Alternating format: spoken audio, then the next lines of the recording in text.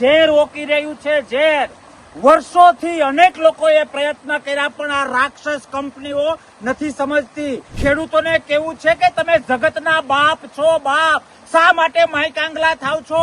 એ લોકો બટકા નાખે છે ને શા માટે તમારા નેતાઓને તમે સહન કરો છો? જો આ ઝેરનો, આ કેમિકલ વાળા અને પાણીનો વિરોધ ન કર્યો તો બાળકો જન્માવાની શક્તિ નહીં રહે, વાંજિયા પણ આવી જશે. સાડીવાળા કંપનીઓએ જખ મારીને આ બંધ કરવું પડશે અને એનો એક જ રસ્તો છે, સાથે મળીને અવાજ ઉઠાવીશું. ત્યારે હું કેરળા ગામની ઉબેન નદીએ છું કે જે ઝેર ઓકી રહ્યું છે, ઝેર વર્ષોથી અનેક લોકોએ પ્રયત્ન કર્યા પણ આ રાક્ષસ કંપનીઓ નથી સમજતી. મારે આજે ખેડૂતોને કેવું છે કે તમે જગતના બાપ છો, બાપ. શા માટે માયકાંગલા થાવ છો? એ લોકો બટકા નાખે છે ને શા માટે તમારા નેતાઓને તમે સહન કરો છો? મારે તમને કેવું છે કે જે વારસા એન્ટ્રી અને મોટી મોટી જમીનોની વાત કરો, મારી આગાહી યાદ રાખજો. જો આ ઝેરનો, આ કેમિકલ વાળા અને પાણીનો વિરોધ ન કર્યો તો બાળકો જન્માવાની શક્તિ નહીં રહે, વાંજિયા પણ આવી જશે. તમને મને ખબર છે કે ગાયો અને ભેંસો વ્યાતી બંધ થઈ ગઈ છે, ચામડીઓના રોગો ચાલુ થઈ ગયા છે.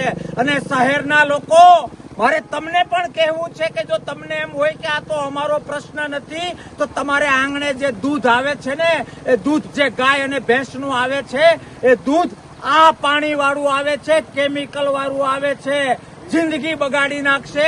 એટલા માટે એક ખેડૂતને, એક આ 3 જિલ્લાના દરેક નાગરિકને 2 હાથ જોડીને વિનંતી કરું છું કે 1 રૂપિયાની લાલચ માટે 1 કરોડનું નુકસાન થઈ રહ્યું છે. આખી પેઢી ખતમ થવા જઈ રહી છે. ઘરે ઘરેથી નીકળી પડો.